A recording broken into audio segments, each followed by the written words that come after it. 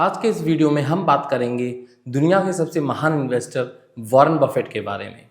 Warren Buffett ने अभी हाल ही में 94 की एज में अपना रिटायरमेंट अनाउंस कर दिया है और वो दिसंबर 2025 के एंड तक बर्कशायर हैथवे के CEO नहीं रहेंगे। उन्होंने बताया है कि मेरे ये 60 साल काफ़ी अच्छे रहे। As a long term investor Warren Buffett हमेशा इन्वेस्टिंग को ही अप्रोच करते थे। उनकी फेयरवेल स्पीच और लेटर टू शेयर होल्डर्स ने काफ़ी सारे इन्वेस्टर्स को अच्छी खासी नॉलेज प्रदान की है। उन्होंने इन्वेस्टिंग के बारे में काफ़ी कुछ कहा है और काफ़ी कोटेशन भी उनके इन्वेस्टिंग के हैं, अच्छे खासे हैं। लेकिन मैं यहाँ आपको बताऊंगा सिर्फ 5 ऐसे मंत्र जो मुझे अच्छे लगते हैं, जो कि वॉरेन बफेट ने अपनी लाइफ में अपनाए हैं या फिर अपनी लाइफ में को सक्सेस बनाया है इन मंत्रास को अपनाकर। आइए बात करते हैं उन 5 मंत्रास के बारे में। आखिर वॉरेन बफेट साहब क्या कहना चाहते हैं।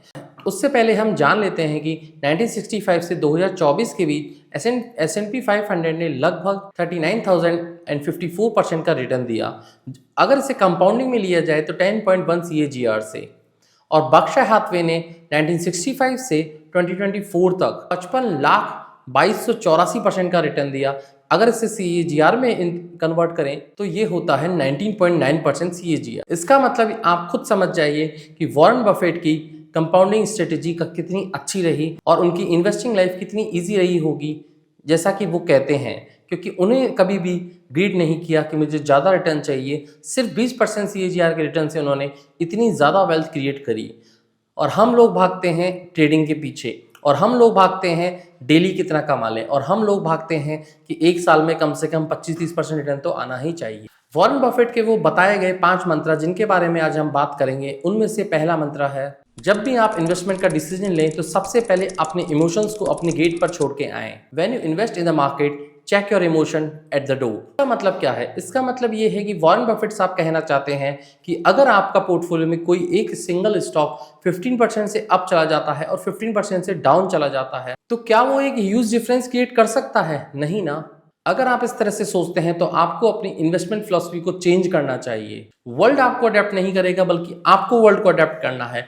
आपको लोगों के हिसाब से चलना है, न कि आपके हिसाब से लोग चलेंगे, क्योंकि इन्वेस्टिंग का एक ही मेथड है और वो है लॉन्ग टर्म इन्वेस्टिंग। यहाँ पर वॉरेन बफेट साहब कहना चाहते हैं कि वॉलेटिलिटी मार्केट में एक बहुत आम बात है। ये कोई मिस्टेक नहीं है अगर आप कोई स्टॉक ले लेते हैं और 20 से 25% गिर जाता है। आने वाले 20 सालों में हो सकता है कि आपको अपने हेयर कलर करने पड़े, मीन्स आपकी एज ढल जाए। लाइफ में भी ऐसे इवेंट आते जाते रहते हैं, लेकिन स्टॉक मार्केट में भी ऐसे इवेंट आते जाते रहते हैं, जैसे कि 2008 की मंदी आई थी, 2020 का कोविड क्रैश आया था। लेकिन हमें हमेशा लॉन्ग टर्म के लिए सोचना है। यही अनप्रिडिक्शनएबिलिटी स्टॉक मार्केट को एक बहुत ही अच्छी प्लेस बनाती है उनके लिए, उन लोगों के लिए जिन लोगों में काफ़ी पेशेंस है और समझदारी है। और वो लोग जो थोड़े से डिक्लाइन में घबरा जाते हैं या फिर डर जाते हैं या फिर मार्केट से एग्जिट हो जाते हैं या फिर थोड़ी सी प्राइस अप होने में वो एक्साइटेड हो जाते हैं, उन लोगों के लिए मार्केट बिल्कुल भी नहीं है, ऐसा वॉरेन बफेट साहब कहते हैं। मंत्र नंबर 2 ये है कि wait for the right opportunities. Investment के साथ बिजनेस में सबसे बड़ी प्रॉब्लम ये है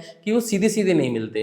इसका क्या कहने का मतलब है, आइए समझते हैं डिटेल से। वॉरेन बफेट साहब कहते हैं कि कैश होल्ड करना कोई ज्यादा अच्छी बात नहीं है। उनकी कंपनी बर्कशायर हैथवे ने इतना ज्यादा कैश होल्ड कर रखा है, तो इसका मतलब ये बिल्कुल भी नहीं होता कि उनकी कंपनी को किसी भी तरह की इनसिक्योरिटी या फिर सेफ न होने की फीलिंग है। उनका मेन मोटिव ये रहता है पेशेंस और अवेयरनेस के साथ अच्छी अपॉर्चुनिटीज ढूंढना, इसलिए वो इतने सारे कैश पर आज भी बैठे हैं। और जब भी ऐसी अपॉर्चुनिटीज आती हैं तब भी वो कैश पर बैठे रहते हैं, इसलिए ही वो ऐसी अपॉर्चुनिटीज का फायदा उठा पाते हैं। मींस तभी वो बेनिफिट ले पाते हैं इतनी बड़ी बड़ी कंपनियों के स्टॉक्स को राइट टाइम पर चूज करके। उन्होंने ये भी बताया है कि इन्वेस्टिंग एक कंटिन्यूअस प्रोसेस है और वो कभी फुली इन्वेस्टेड नहीं रहते हैं। वॉरेन बफेट पैसों के लॉस से ज्यादा वो आराम करना ज्यादा पसंद करते हैं और सिंपल एंड सिक्योर इन्वेस्टमेंट को ज्यादा पसंद करते हैं। मंत्र number 3, surrounded yourself with peoples who are better than you. Means आप जिन लोगों से कांटेक्ट में रहते हैं वो काफी इंपॉर्टेंट है। आप उन लोगों के साथ रहना चाहते हैं जो कि आपसे बेहतर हैं, ताकि आप सही दिशा में जा सकें और आप जो चाहते हैं वो आपको मिल जाए। यहाँ पर बिल्कुल भी ऐसा नहीं है कि आप किसी को परेशान करें या फिर आप किसी को फॉलो करके इतना परेशान कर दें कि वो परेशान हो जाए। वॉरेन बफेट का यहाँ समझाने का तरीका ये है कि जैसी उनकी लाइफस्टाइल है, मींस जैसी वो इन्वेस्टिंग को फॉलो करते हैं उस तरह की इन्वेस्टिंग को फॉलो करके आप भी उन जैसा बन सकते हैं। आप उनकी सक्सेस स्टोरी पढ़ सकते हैं, आप उनकी बायोग्राफी पढ़ सकते हैं, आप उनकी ऑटोबायोग्राफी पढ़ सकते हैं, कैसे उन्होंने एक गरीब व्यक्ति से लेकर एक अमीरी तक एक अच्छी खासी वेल्थ क्रिएट की। हमेशा आपको उस काम पर फोकस करना चाहिए जो आपको पसंद है, चाहे आपको उसकी ABCD भी नहीं आती हो। आप जीरो से भी स्टार्ट करते हैं तो भी आप कुछ सालों में अपने पसंदीदा काम में महारत हासिल कर लेंगे। और मैं आपको एक बात बता देना चाहता हूँ, कोई भी ऐसा काम नहीं है जिसे सीखा नहीं जा सकता। विद इन 5 ईयर अगर आप किसी भी काम के बारे में 5 साल तक अच्छी खासी प्रैक्टिस करते हैं तो आप उसमें काफ़ी अच्छी महारत हासिल कर लेते हैं, बशर्ते वो किया हुआ काम ईमानदारी से होना चाहिए। यहाँ पर वॉरेन बफेट ये कहना चाहते हैं कि हमेशा आपको पॉजिटिव थिंकिंग वाले लोगों के साथ रहना चाहिए, हमेशा आपको ऐसे लोगों के साथ रहना चाहिए जो आपके बारे में अच्छा सोचते हैं या फिर आपकी भलाई के लिए सोचते हैं। उन लोगों से हमेशा हमें दूर हो जाना चाहिए जो आपके पीठ पीछे से बुराई करते हैं और आगे से अच्छे बनते हैं। ऐसे लोग हमेशा घातक होते हैं और आपके लिए कभी भी अच्छे नहीं होंगे। वॉरेन बफेट का 4th मंत्र है focus on the business not the price. यदि आप हेडलाइंस को पढ़कर और according to the time business कर रहे हैं तो आप बिजनेस नहीं कर रहे हैं और ना ही आप इन्वेस्ट कर रहे हैं, आप कर रहे हैं तो सिर्फ और सिर्फ स्पेकुलेशन, जिसे गैम्बलिंग भी कहते हैं, सट्टाबाजारी भी कहते हैं। वॉरेन बफेट ने हमेशा इन्वेस्टिंग को सही माना है और वो ये कहना चाहते हैं कि ग्रेट बिजनेसेस के लिए एक प्लेस से दूसरी प्लेस जाने में कोई हर्ज नहीं है, लेकिन इंस्टेंट प्रॉफिट के लिए आपको ऐसा कभी नहीं करना चाहिए। इसका कहने का मतलब ये है कि हमेशा आपको पेशेंस रखना चाहिए और धैर्य से काम करना चाहिए। वॉरेन बफेट ने हमेशा बिजनेसेस को लॉन्ग टर्म असेट के रूप में समझा है,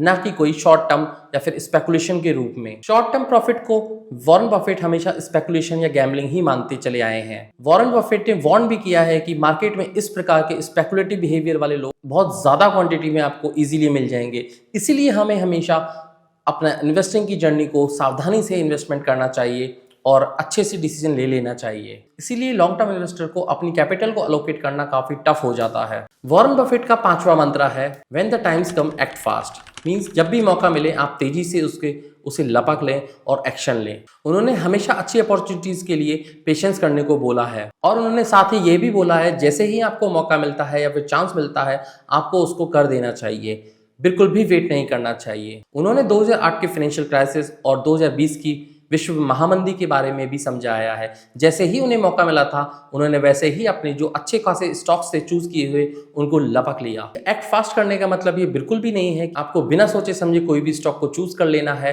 या फिर परचेज कर लेना है। आपको उन्हीं स्टॉक को चूज करना है या परचेज करना है जिन स्टॉक को आपने पहले से फंडामेंटली स्ट्रॉन्ग लगते हैं और जिनका आप वेट कर रहे थे कि ये स्टॉक गिर सकते हैं या फिर गिर गए हैं कोई मंदी या महामारी आने पर। तो ऐसे स्टॉक्स आपके लिए काफ़ी अच्छे खासे रिटर्न जनरेट करने वाले हो सकते हैं। तो ये थे आज के वॉरेन बफेट के 5 मंत्रास जो मुझे पर्सनली पसंद हैं। आशा करता हूँ आपको ये वीडियो पसंद आया होगा। अगर आपको ये वीडियो पसंद आया है तो प्लीज़ मेरे इस वीडियो को लाइक कीजिए, शेयर कीजिए, कमेंट कीजिए और अगर आप यहाँ तक पहुँच ही गए हैं तो मेरे इस चैनल को सब्सक्राइब कर लीजिएगा, जिससे मुझे मोटिवेशन मिलता है और मैं भी आगे से आगे आपके लिए वीडियो लाता रहता हूँ। आज के लिए इतना ही। Stay tuned. This is Pushpendra signing off. जय हिंद।